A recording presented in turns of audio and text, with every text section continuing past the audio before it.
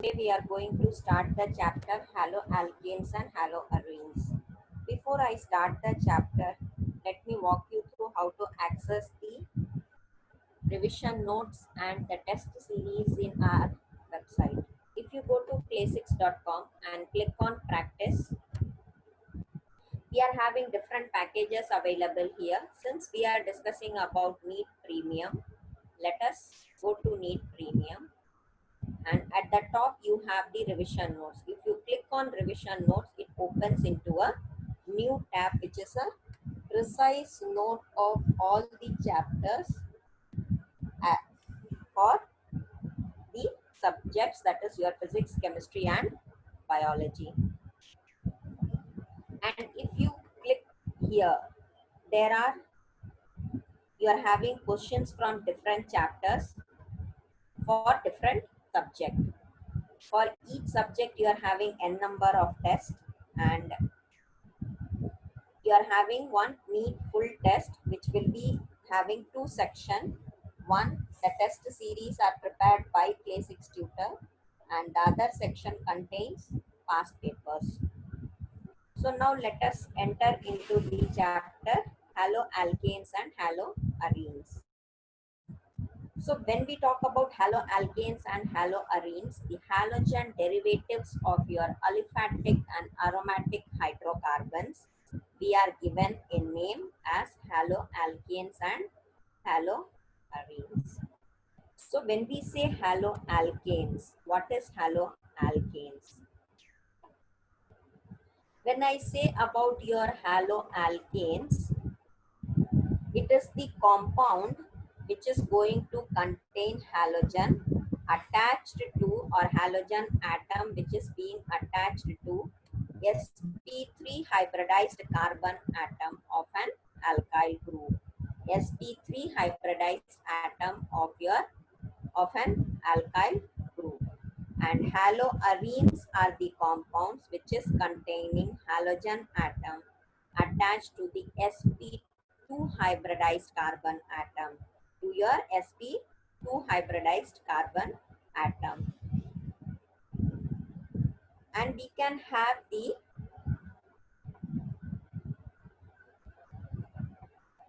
on the basis of your number of halogen atoms, on the basis of the number of halogen atoms being attached, we are classifying the your haloalkanes and haloarenes into different categories. That is, we can say, depending on the number of halogen atom present in haloalkanes and haloarenes, they are basically classified into three. That is mono, which will be having one atom, di, two atoms, or polyhalogen, or we can say it as tri, tetra, etc. So when we say monohaloalkane, for example, if we can say it as C2H5, and you can attach it to any halogen, C2H5X. In the same way, if we are talking about di, we can say it as CH2X and CH2X. So similarly, you can have your tri. In the same way, we are having monohaloarenes. So when we say monohaloarenes, of course we are going to have a benzene ring, and to your benzene ring you will have an attached halogen. The same way you can have for di, we have for tri. So there are different classification of your halogens and haloalkanes and haloarenes based on the number of halogen atoms. And we are having different categories of your haloalkanes and haloarenes on the basis of your compounds that can contain sp3. So alkyl halide or haloalkanes, if we say, they are going to create a homologous series, as we know, CnH2n plus 1, your X. And that we are having it as primary, secondary and your tertiary. Or we are even having different compounds like your allylic halide, benzylic halides, etc. But we have to discuss about what are all the methods of preparation of your alkyl halide. Methods of preparation of your haloalkanes and our haloarenes. So when we say method of preparation of haloalkanes, the first method which comes in our mind is by halogenation of alkane in the presence of light, catalyst or heat. By halogenation of alkanes in the presence of light, catalyst or heat. For example, we can say it as C2H6 plus your Cl2. H mu will give you C2H5Cl plus your HCl. Hence, we are getting a product that is your chloroethane. We get a product, your chloroethane. Second method, we can say not only alkanes but even by halogenation of alkenes, we can prepare your alkyl halide. By halogenation of alkenes, we can prepare your alkyl halide. The third method, we can say that we can prepare halogens from alcohol. For example, we can say ethanol, that is your CH3, CH2, OH plus HCl will give you CH3, CH2, Cl plus H2O. That is in presence of your ZnCl2. ZnCl2, that is your chloroethane. So there are different methods which is being used in order to prepare your alkyl halide. And the same way we can have different methods of preparation of your aryl halides.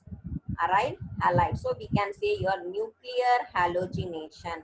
This method can be used to prepare aryl chlorides and bromides. And this is basically done by treatment of your arenes with chlorine or bromine in the absence of sunlight, but in the presence of certain halogen carriers like aluminum chloride. For example, you can say a benzene ring plus your Cl2 will give us, in presence of Fe, it can give us chlorobenzene. It can give us chlorobenzene plus your HCl. So we are having a product as your chlorobenzene, or we can also prepare haloarenes from phenol. If suppose phenol is treated with phosphorus pentachloride, if phenol is treated with phosphorus pentachloride, it can give you chlorobenzene, hydrochloric acid and phosphoryl chloride. Chlorobenzene, hydrochloric acid and your phosphoryl chloride. We can also prepare from your Raiching process where benzene is treated with hydrochloric acid in presence of copper chloride.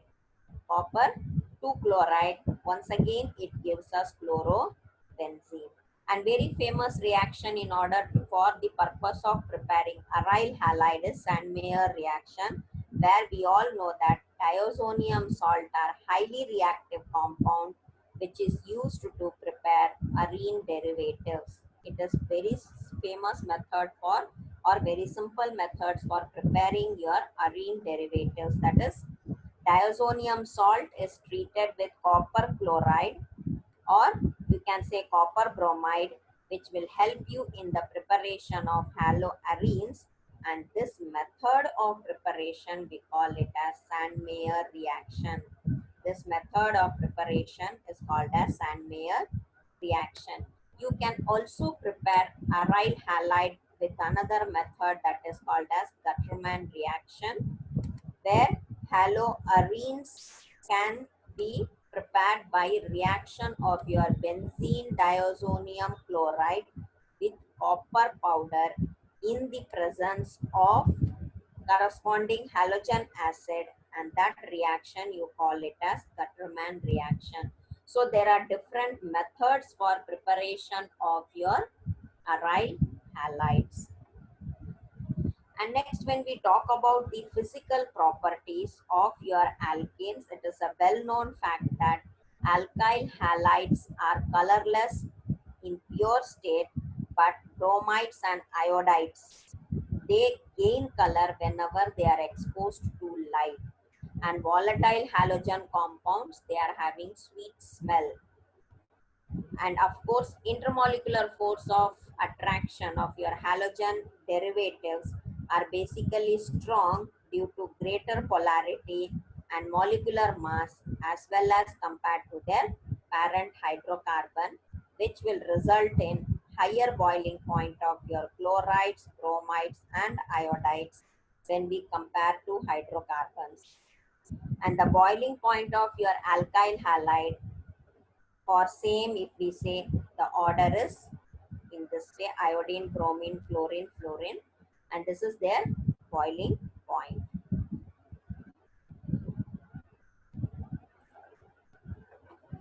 And when we are talking about certain reaction, are we are having different reaction in your haloalkanes. The most famous is your substitution reaction in your haloalkanes, and this is the base for understanding that nucleophilic substitution reaction are most common reaction of your alkyl halide, and the most common nucleophiles which we discuss is your OH minus, CN minus, NO2 minus, SH minus, and so on, NH2 minus.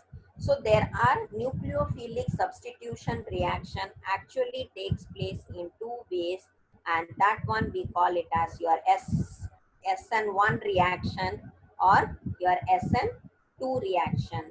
SN1 reaction and your SN2 reaction. So what is SN1 and what is SN2 reaction? When we say SN1 reaction, it is a substitution nucleophilic unimolecular reaction. Unimolecular reaction. So when we say SN1 reaction, what does S stands for? N and 1. S stands for your substitution and N is for nucleophilic. And what is the most important factor is 1. What does 1 stands here? When we say once here, SN1, substitution nucleophilic unimolecular reaction, and basically we should understand that it is a two-step reaction. In the first step, the carbon halogen bond will actually break heterolytically with the halogen, retaining the previously shared pair of electron. And in the second step, nucleophilic will react rapidly with carbocation that was formed in the first step. So this reaction is carried out in polar protic solvent.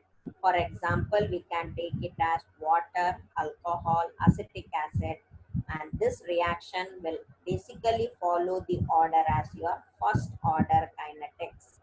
That is why we say it as your substitution nucleophilic unimolecular. So basically when we talk about SN1, it is a two-step reaction, but the bond between your carbon and halogen will break because of the presence of a nucleophile, and you will have a carbocation formation. So the rate of the reaction will actually depend only on the haloalkane but not on the nucleophile. That is why we say it as unimolecular, or rate determining step is unimolecular, because the rate of the reaction is going to depend only on haloalkane, not on the nucleophile.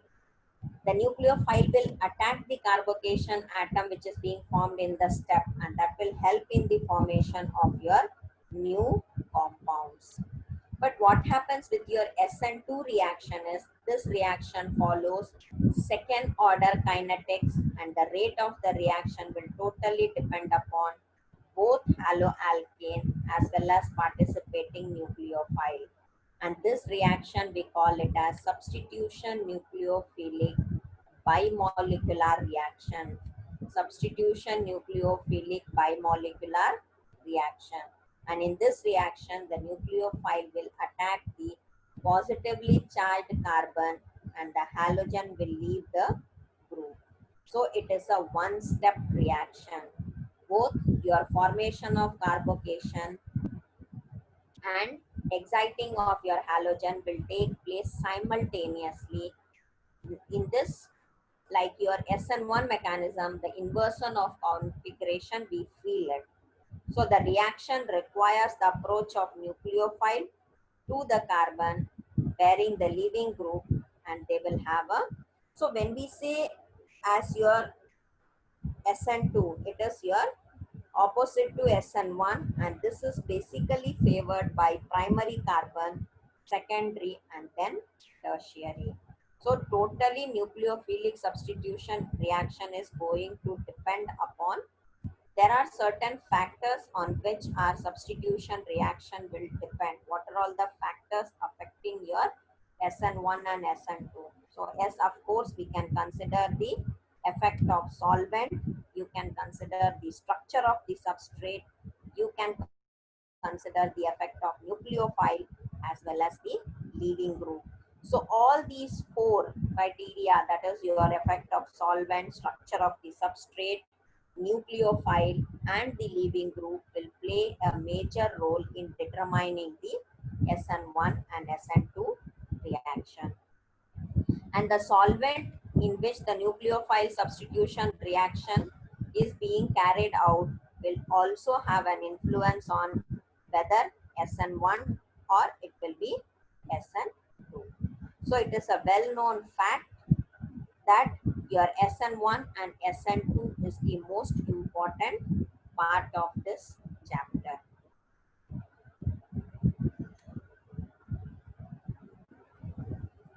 So when we try to analyze your SN1 reaction, so we could come to a conclusion that more stable will be the carbocation, intermediate, faster will be your SN1 mechanism.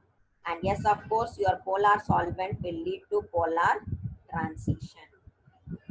And the SN2, in SN2 reaction, the stereochemistry around carbon atom of your substrate will actually undergo inversion. And this is also known as Haldane inversion. So the rate of reaction is totally going to depend upon the steric bulk of your alkyl group.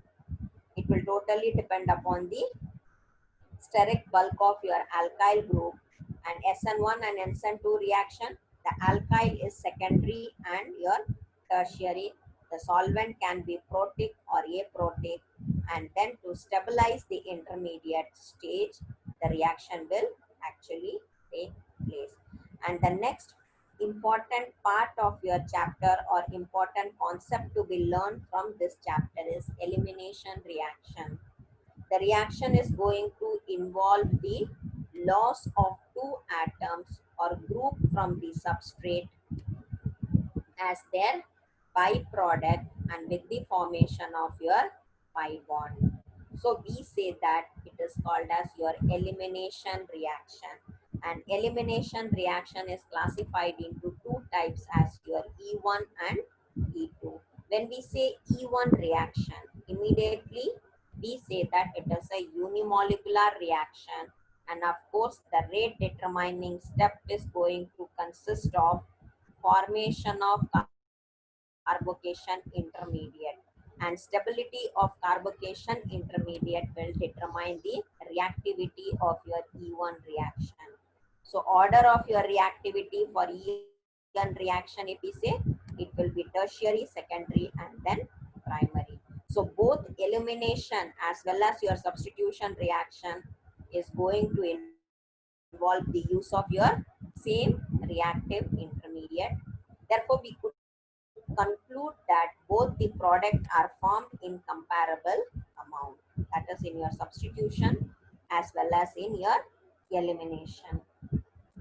And of course, when we talk about your E2 reaction, it is a bimolecular reaction, and it is a single step reaction whose rate is totally going to depend on the concentration of your base and substrate. Reactivity is totally going to depend on both the strength of base as well as the nature of the alkyl halide. And it's also important that both is going to determine the speed of the reaction. And when we say that what are all the conditions it is going to favor the E2 reaction, of course, the alkyl halide we are using, the leaving group it is being used, the solvent, and your, so whatever is going to favor the SN2 reaction, that will favor the same conditions will favor the E2 reaction also. And one rule is very important in this chapter. It is called as Hetzepp rule, according to which the, although your alkene synthesis is going to lead to the formation of more than one product, but we could say that which is the major and which is the minor. So the more substituted alkene, the more substituted alkene will be considered as the major product. In whichever you are having more substitution, that particular product you can consider it to be as the major product. And what is organometallic compound? What is organometallic compound? So basically most of your organic chlorides and your iodides, most of the organic chlorides and iodides will react with certain metals to give compounds, and that is containing carbon metal bonds. Hence, that particular compounds are given a name as organometallic compound. And if we talk about the chemical properties of your organometallic compounds, it will of course undergo nucleophilic substitution reaction, elimination reaction, and it will react with the metals. It will have the tendency of reacting with the metals. And polyhalogen compounds is nothing but your, you can consider few examples to be your polyhalogen compounds, that is dichloromethane, which can also be called as your methylene chloride. Methylene chloride. Dichloromethane, we can say it as methylene chlorides, and it is being used as a solvent, or it can be used for paint remover. It is being used in propellant in aerosols, or it can be also used in metal cleaning. We can even have your polyhalogen compound as your trichloromethane. Trichloromethane, the common name which we all know, it is chloroform. And chloroform is a sweet smelling, heavy and colorless liquid. And basically it is insoluble in water, but it is soluble in organic solvent. If it is inhaled, it causes unconsciousness. If it is being inhaled, it can cause unconsciousness. We are also having a compound that is triiodomethane, which can also say it as your iodoform. And this is basically used as an antiseptic because of the liberation of free iodine, and it is not because of the iodoform being present. But due to, because of its offensive smell, it was replaced by some other solution which will contain your iodine. We are also having your polyhalogen compound we can consider as tetrachloromethane, or what we call it as carbon tetrachloride, CCl4, which is being used in manufacturing the refrigerant and propellant for aerosol cans. They are used for the synthesis of your chlorofluorocarbons or pharmaceuticals, etc. So this is what we are having, concepts based on haloalkanes and haloarenes. I repeat, the most important part of your chapter is your SN1 reaction, SN2 reaction, and the two types of your elimination reaction, that is your E1 and E2. So do focus on it, and based on our analysis, let us try taking a test. And of course, the points to remember from this chapter, we can consider that the reactivity order of your halogen acid, bond strength of haloalkanes will decrease, the size of your halogen atom increases. Grignard reagent is never isolated in solid state, as it is exposed in, it will explode in your dry state. That is why it is being used as an ethanol solutions. And of course, your alkyl halide or haloalkanes are being classified into three types, that is your primary, secondary, and tertiary. And this is totally going to depend upon the nature of carbon to which the halogen is being attached. SN1, unimolecular nucleophilic reaction. SN2, bimolecular nucleophilic substitution reaction. And yes, the chlorofluorocarbon, that is the compound of methane and ethane, the term it is being used is called as freons. And DDT, it is the first chlorinated organic insecticides, and its stability and fat solubility is basically a problem. And the atom or group of atom which will lose its bond to carbon and takes on an addition pair of electron, that is what we call it as leaving group halide. And chloroethane is unable to form hydrogen bond, because of which it is unable to form hydrogen bond with water. That is why it is considered as insoluble in water. And based on this concept, let us try taking a test from this chapter. Hence, if you go to the subject chemistry, you are having chapter wise test here, and for each chapter you are having different number of tests, and the tests are being prepared based on the importance of the chapter. And if you look at the bubble, each bubble represents a test. Green bubble indicates that the test is already completed. Yellow, it is in progress. Blue, it is yet to be taken. And R is a random test if you need any additional practice from the same chapter.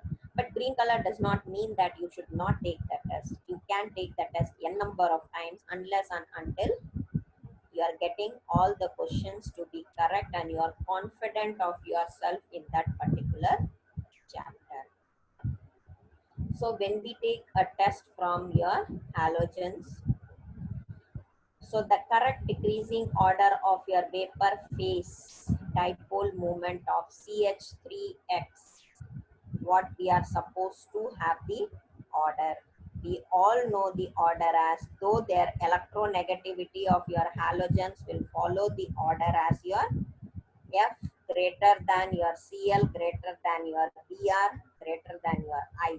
The dipole moment of F is actually, so when we say the order is, of course, we all know it is F greater than Cl, Br and your iodine. But the dipole moment of F is less than that of chlorine because of small size of your F atom, which is going to suffer repulsion than that of your chlorine atom.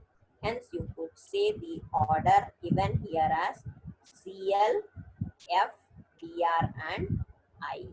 Option C should be the right option. So let us save that and go to next.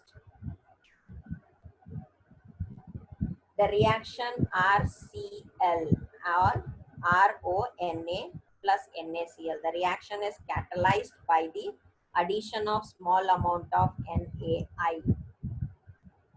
We should remember that electronegativity of halogen, as we told you, that this is the order. So from here we could conclude that iodine is the least electronegative, and yes, it will be a very good leaving group, and also it is a very good nucleophile. Hence we could say that iodine ion is both better nucleophile as well as your good leaving group. Hence the reaction is catalyzed by addition of your small amount of NaI. Let us save that and go to next. So here they are saying RL and RX. L is a good leaving group and the rate of the reaction is maximum when Li. Once again, if I among the given option, if it is iodine, which is a very good leaving group, and the bond between your Li and I will be very weak, and it would be very simple and easy to break the bond between your Li and I compared to the other given option. Hence, the rate of the reaction will be maximum when X is being replaced by your I. So, option D should be right. Let us save that and go to next. Refer which of the following is correct decreasing order for rate of the reaction: isopropyl, neopentyl, methyl, alkyl, aryl. So it is a known fact that the order of your reaction, that is steric factor, is being important in case of deciding the SN2 substitution. But electronic factor will also play an important role in order to decide the reactivity of your aryl, alkyl, or your isopropyl. So whichever we say, hence you can say that order of your reactivity will go as your aryl greater than your allyl greater than methyl, isopropyl, and neopentyl. So hence this is the order of reactivity. Hence we could say that option aryl, allyl, methyl, iso B should be the right answer. Let us save that and go to next. Bromocyclopentane, when it is reacting in presence of a base. So which of the following is correct order of decreasing rate of your various bases? What should be the different base? So when we know that it is the order of rate of elimination will always decrease with a decrease in their basicity. Hence the order of your RO, OH minus, CN minus, CO. This order is actually the rate of elimination because it will decrease with the decrease in your basicity. Hence option D is right. Save that and go to next. In which of the following pair one species is incorrectly indicated and which would give higher substitution and elimination ratio when it is reacting with the base? So when we say it is reacting, once again the same fact, greater the basicity, higher will be the elimination and substitution, and greater again their nucleophilicity, that means higher substitution or elimination. So if we talk about this, only the option are this one is incorrectly matched. Hence the option C should be the right option. And save that and go to next. The predominant product formed when 3-methyl-2-pentene reacts with HOCl. What is the predominant? As we told you, sets up rule, whichever is having the most carbon. So addition will take place according to the Marconi's rule, in which goes to that carbon which is more hydrogenated. Hence, we could say that the option A will be the right one, and we could say your option A. This is just a substitution reaction based on your Marconi's rule. Save that and go to next. When it is reacting with TSCl and your pyridine in presence of your lithium aluminium hydride. So once again, from the given option, what should be the product of your B? The product formed will be as this one. So you can save it. It's a reaction which is available, and based on the product, we can say that option C will be the correct one. Let us save that and go to next. This is just an order of your log rate. It is just an known fact. Which of the following is going to represent the correct graph?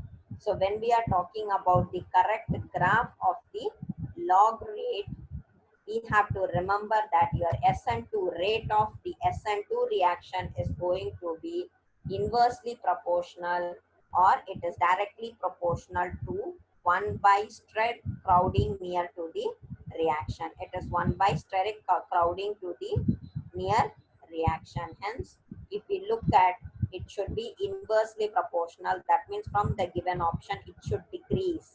But look at your second option, it is going to be straight line. It is increasing and this is having a change. So yes, of course, the option A should be right because this alone is in decreasing order and which will give you the inversely proportional condition satisfied. Hence, option A should be correct. Let us save that and go to next.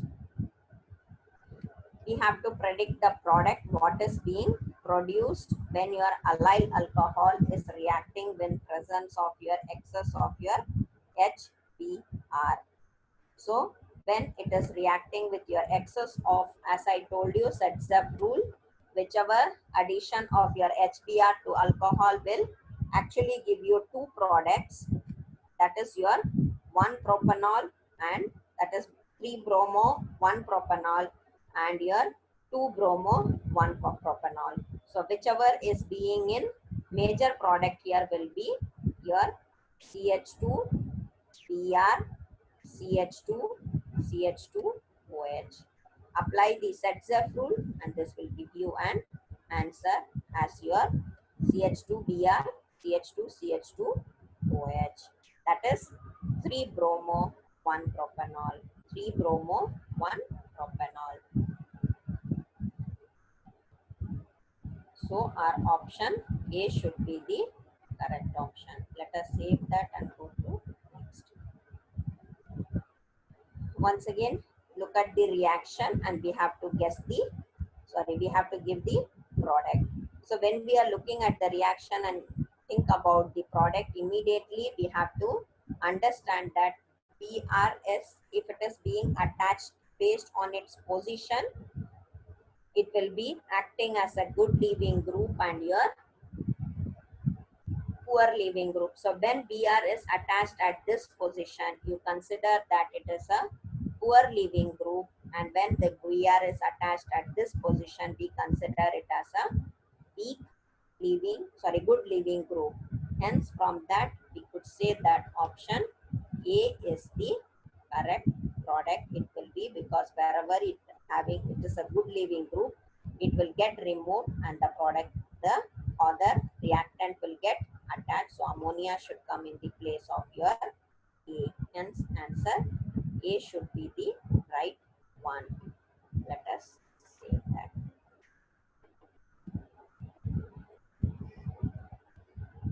Which of the following is most reactive towards SN2 reaction? Most reactive towards SN2 reaction, when we say the same rule will apply, that as there is an increase in polarity of your ion pair attack of the nucleophile, then there will be an increase in the rate of the reaction.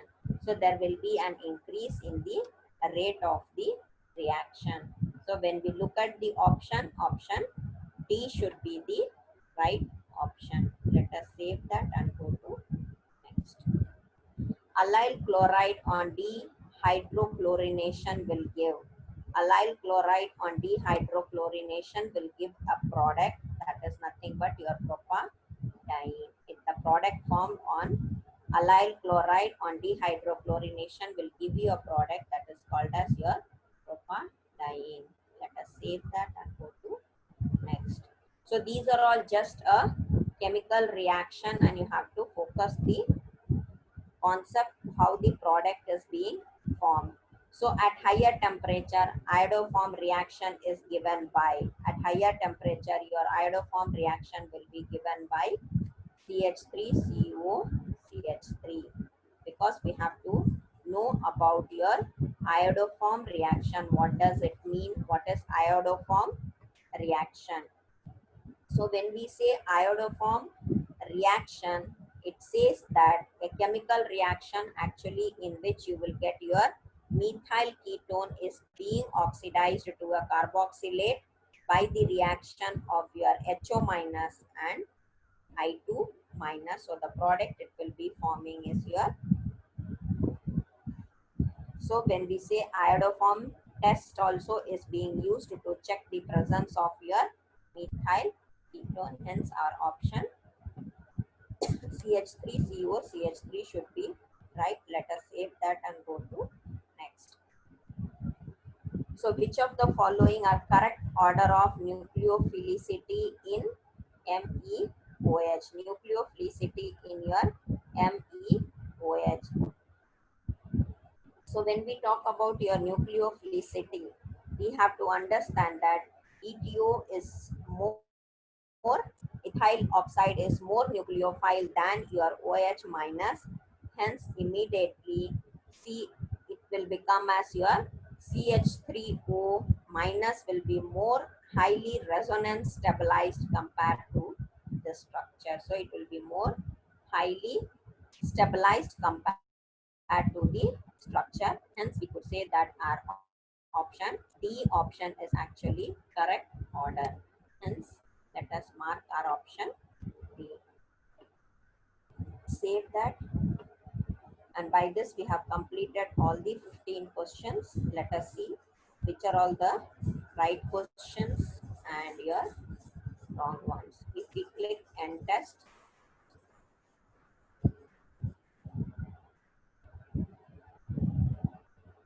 so we have done all the 15 questions to be right, but in case if we are gone wrong anywhere, the color will be indicated as red, and if you leave any question unattempted, it is yellow in color. And but it's more important to know that if you click on any question, it will give you the right answer as well as an explanation to reach that particular right answer. Hence, it's very helpful to know right answer with an explanation if we are gone wrong anywhere. So it is very important to take that test, and you could also do a revision of the chapter in a lesser time with the help of the precise notes. That's all we have for today. But in case if you have any doubts, you can post your questions with the help of the ask feature which is available here, or you can also reach out to us with the help of Telegram chat application. But in case if you need any additional help on any chapter for any subject, that is your physics, chemistry, or biology, you can reach out to Play 6 Management for one-to-one tutoring and get your doubts cleared. Thank you, students. We'll catch you up again tomorrow with a new chapter.